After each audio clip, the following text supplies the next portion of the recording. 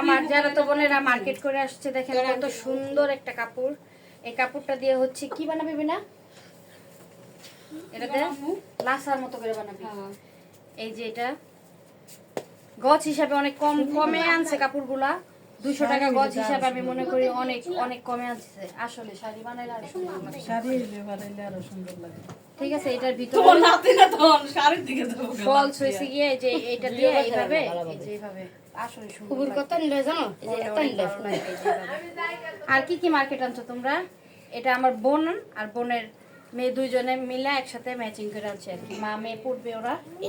ঈদের পরে হচ্ছে গিয়ে আমার বোনের ছেলের মুসলমানির অনুষ্ঠানের জন্য অনুষ্ঠান একবারই হবে, এই জন্যই।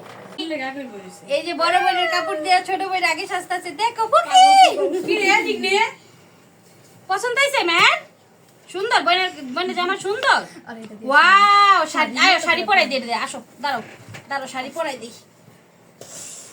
আমরা এখন শাড়ি পরবো। কাপড় বাইরে যেতে পারে, আমার তো বেরিব। এই যে তুমি এদিক ঘুরো, এই যে ময়না দিয়ে দিতেছি। এই যে দেখো আমাদের নতুন বউ টুকি। আমার আম্মাটা না, এই যে আমাদের নতুন বউ। আমারও কত সুন্দর লাগে, মারও কত সুন্দর লাগে। ওরে আল্লাহ, সবাই তালি দাও। ওরে দাদিরে বউ সাজাইছে, খুকি দাদিরে বউ সাজাইছে মেয়েরে। সুন্দর লাগতেছে দাদিরে। তুই মারে বানাইব সে বউ সাজায় ব্যস্ত। কি ইফানা তোর সুন্দর লাগবে না, তোর বইনে ফিন্দে শুট করে লেগেছে। চুম্মা দাও। জালা মেহের আমার কাপড় চেয়ে তিনটা তো পুরান বানাইলে